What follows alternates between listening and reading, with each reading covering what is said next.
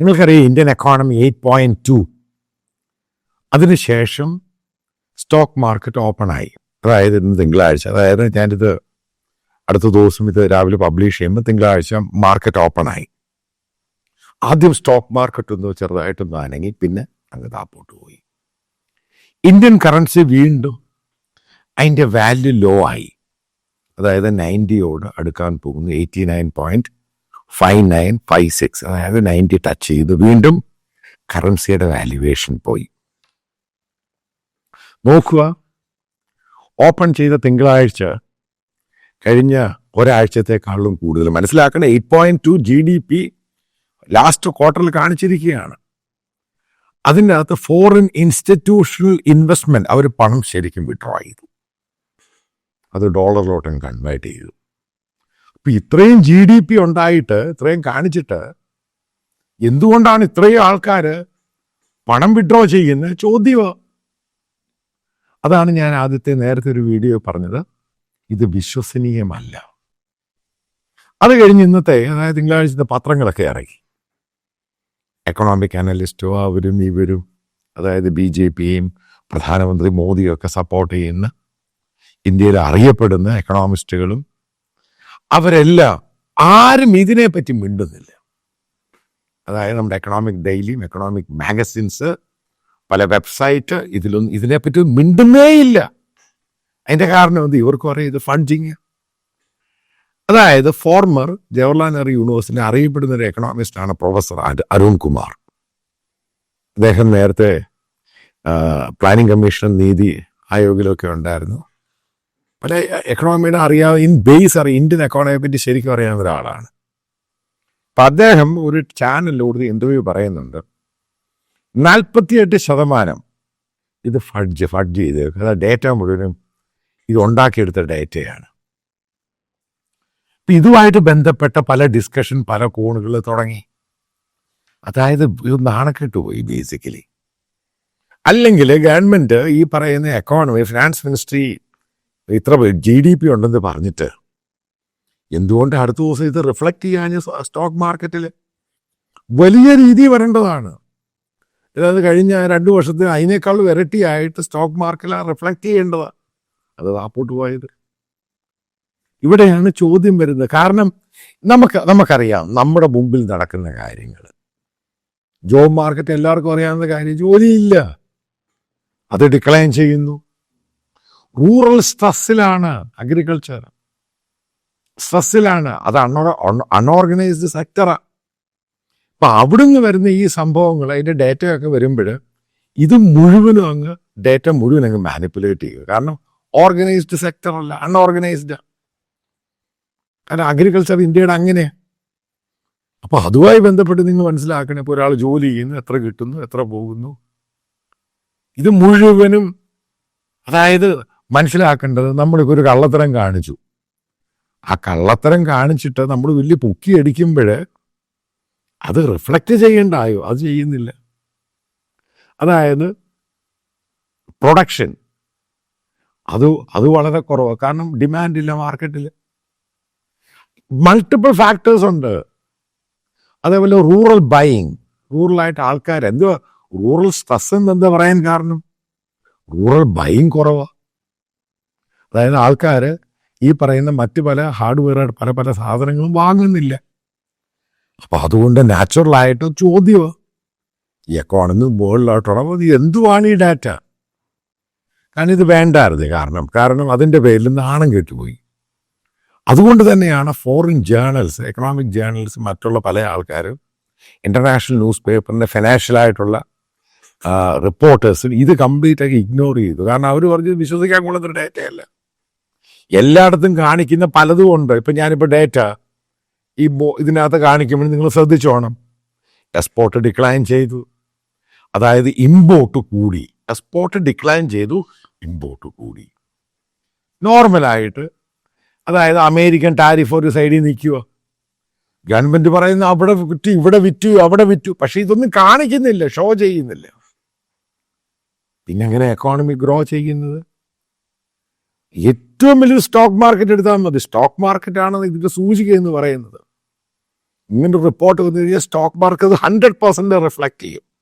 8.2 എന്നൊക്കെ പറഞ്ഞാൽ നമ്മൾ റെക്കോർഡ് രീതിയിൽ സ്റ്റോക്ക് മാർക്കറ്റ് പൂർണ്ണമായിട്ടും ബൗൺസ് ബാക്ക് ചെയ്യും. നേരെ ഒന്ന് പൊങ്ങി താപ്പോട്ട് പോയി. അതായത് ചില സെക്ടേഴ്സും ഒഴികെ ബാക്കിയെല്ലാം മോശമായിട്ടാണ് പോകുന്നത്. ഇതുകൊണ്ടാണ് പറഞ്ഞത്, ഈ ഗവൺമെന്റിന് ചില ആൾക്കാർ പറയുന്നു, ഈ ഇതുമായിട്ട് ബന്ധപ്പെട്ട് സോഷ്യൽ മീഡിയയിൽ പറയുന്നുണ്ട്,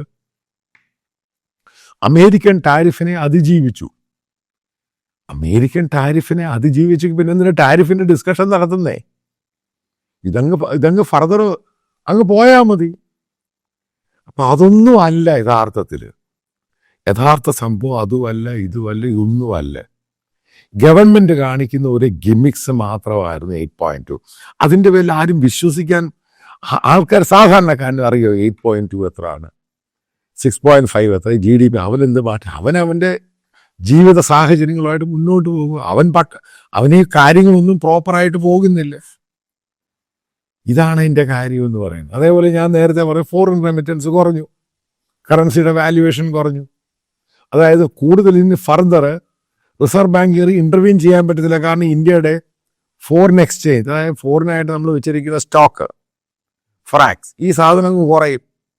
ഇത് ആവശ്യമുള്ള കാര്യം. കാരണം ഈ പറയുന്ന ഹ്യൂജ് ആയിട്ടുള്ള ഓയില് വാങ്ങാൻ നമുക്കിത് വേണം.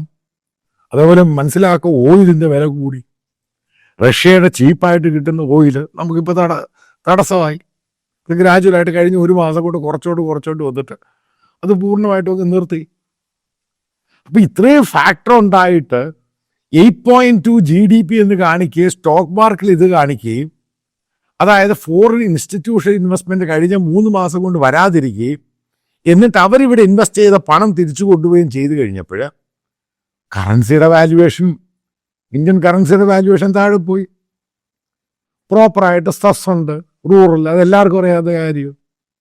അതായത് ഞാൻ ഈ പറയാൻ പോകുന്നൊരു കാര്യമുണ്ട്. അപ്പോൾ നേരത്തെ എക്കണോമിക് അഡ്വൈസർ സുബ്രഹ്മണ്യം പറഞ്ഞ പോലെ അദ്ദേഹം റിസൈൻ ചെയ്തു പോയത്. അദ്ദേഹം പറഞ്ഞൊരു കാര്യമുണ്ട്, ഈ പറയുന്ന ഡേറ്റകൾ പ്രോപ്പറായിട്ടൊന്നും കിട്ടിയില്ല എങ്കിൽ അത് മാറ്റി വെച്ചിട്ട് അങ്ങനെ ചെയ്യുവാണെങ്കിൽ ഇതൊരു നേരെ പോകുന്നൊരു വണ്ടിയല്ല, ഒരു വാഹനമായിട്ട് ബന്ധപ്പെട്ടാണ് പറയുന്നത്. ഒരു വാഹനം ഓടാൻ പല ആവശ്യങ്ങളുണ്ട്, പല അക്സസറീസും മറ്റുള്ള പല കാര്യങ്ങളുണ്ട്. അതൊന്നും വേണ്ട, വെറുതെ വാഹനം ഓടിച്ചു കഴിഞ്ഞാൽ വാഹനം ഓടത്തില്ല. ഇതാണ് ഇപ്പോഴുണ്ടായേക്കുന്നത്. എനിക്കിതിനെപ്പറ്റി ഇൻ ഡീറ്റെയിൽ ആയിട്ട് ഞാൻ ട്രെയിൻഡ് എക്കണോമിസ്റ്റ് ഒന്നും അല്ല. പക്ഷേ നോർമലായിട്ട് നമ്മുടെ മുമ്പിൽ നടക്കുന്ന കാര്യങ്ങളൊക്കെ സിമ്പിളായിട്ട് പറഞ്ഞു കഴിഞ്ഞാൽ,